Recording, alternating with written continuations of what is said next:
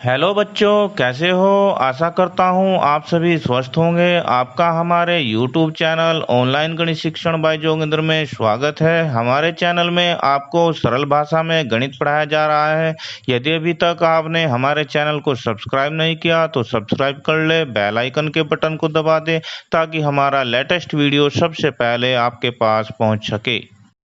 आज हम कक्षा 6 अध्याय 3 संख्याओं के साथ खेलना अध्याय के बारे में चर्चा करेंगे। और इस अध्याय की वीडियो का ये पार्ट नंबर 12 है। इससे पहले 11 पार्ट बन चुके हैं। यदि आपने वे नहीं देखे तो प्लीज उन्हें जाके जरूर देख लेना। अब जो हमारा प्रकरण चल रहा है संख्याओं की विभाज्यता की जांच, इसमें हमने 2 से 3 से 4 से 5 से 6 7 8 9 10 से विभाज्यता की जांच करना सीख लिया है। उन सारे नियमों का अध्ययन कर लिया है इससे पहले की वीडियो में। यदि आपने वे वीडियो नहीं देखे तो उन्हें जरूर देख लेना। अब देखिए 11 से विभाज्यता। 11 से विभाज्यता का जो नियम है उन सारे जो अब से पहले पढ़ लिए हैं हमने उन नियमों से अलग है। ये नियम क्या कहता है, किसी संख्या की 11 से विभाज्यता की जांच के लिए दाएं से विषम स्थानों के अंकों का योग और सम स्थानों के अंकों का योग का अंतर ज्ञात किया जाए। यदि यह अंतर शून्य है या 11 से विभाज्य है तो वह संख्या 11 से विभाज्य होती है। अब इस नियम की सत्यता के लिए हम आइए एक टेबल का अध्ययन करते हैं।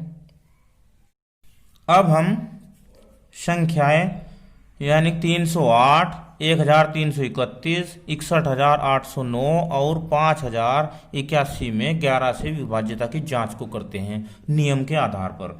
अब हमने ये टेबल बना ली है आपकी सुविधा के लिए। इसमें इस खाने में तो संख्या लिख दी और इसमें जो नियम कहता है कि दाएं से विषम स्थानों के अंकों का योग वो लिख लिया। दूसरी कंडीशन ये है कि दाएं से सम स्थानों के अंकों का योग, और फिर उसने कहा है नियम में कि दोनों का अंतर यदि शून्य है या 11 से विभाज्य है तो संख्या 11 से विभाज्य होगी, नहीं तो नहीं होगी। अब आइए, अब इसमें आया है विषम, यहाँ है सम। तो सम और विषम क्या होते हैं, तो सम नंबर होते हैं 2 4 6 8, ये सम नंबर होते हैं। क्या होते हैं 2 4 6 8 10 12 14 16 18 20, यानी कि जो भी 2 से विभाज्य होंगे वे सम नंबर होंगे। और विषम नंबर 2 से विभाज्य नहीं होती, जैसे 1 3 5 7 9 आगे तो कहीं तक भी चले जाते हैं। अब दाएं से विषम स्थानों के अंकों का योग, दाएं से विषम यानी कि इधर से इधर को, तो पहला हो गया 8, फिर दूसरा नहीं लेना हमें, तीसरा 3, कितना होगा टोटल भाई 11। अब लेना हमें सम, सम नंबर कौन सा है दूसरा, दूसरे पे क्या है 0, अगला चौथा है नहीं, तो अब इनका अंतर देख लेते हैं। 11 - 0 बराबर 11। अब जब 11 आया तो 11 11 से विभाज्य है, तो इसका मतलब ये क्या है 11 से विभाज्य होगी। अब इधर देखो पहले नंबर पे क्या है 1, तीसरे पे है 3, कितना आया 4, और दूसरे नंबर पे क्या है 3, और चौथे पे क्या है 1, इनका भी टोटल कितना आया 4। अब 4 में से 4 गया तो आया 0। अब जब 0 आएगा तो वो भी संख्या 11 से विभाज्य होगी। इसके बाद पहले नंबर पे क्या है देखो 9, पहले के बाद कौन सा लेंगे हम तीसरा 8, तीसरे के बाद कौन सा लेंगे हम पांचवा 6। अब कितने हो गए 9 और 8 17 और 6 23। अब सम नंबर देखो, सम नंबर पर है 2 पर 0, 4 पर है 1, कितना आया 1। अब 23 में से 1 गया तो बचे 22, जो कि 11 से विभाज्य है। 11 दूनी 22, तो इसका मतलब ये भी 11 से विभाज्य है। अब देखो इसमें पहले नंबर पर क्या है 1, तीसरे पर है 0, कितना होगा टोटल 1।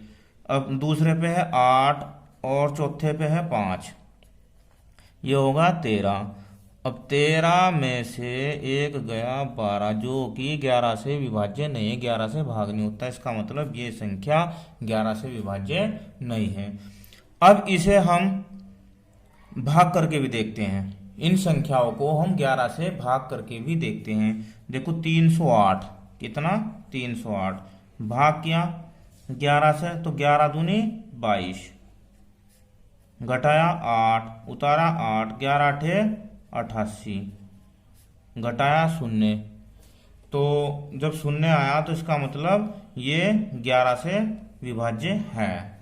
1331, कितना? 1331। इसे भी देखते हैं। 11 एकम 11, घटाया तो 2 3, 11 दूनी 22, घटाया तो 1 1, 11 एकम 11, आया 0। इसका मतलब ये भी 11 से पूरी पूरी विभाज्य है। अब अगला नंबर क्या है? 61,809। इसे भी देखते हैं। 11 पंजे 55, 11 पंजे 55, तो 6, 11 में से 5 गया 6, यहाँ 8, 11 6 की 66, 2 0, 11 एकम 11। अब घटाया तो यहाँ आया 9 और उतार लिया 9, तो 11 90 99, ये 0। ये भी जो है 11 से विभाज्य है। अगली संख्या क्या है हमारी? 5081। इसे भी देखते हैं। 11 चौक 44, घटाया 6, उतार लिया 8, 11 छक्की 66, 2 1, 11 एकम 11, 11, और अब आएगा इसका जो शेषफल आया 10। इसका मतलब ये 11 से विभाज्य नहीं है।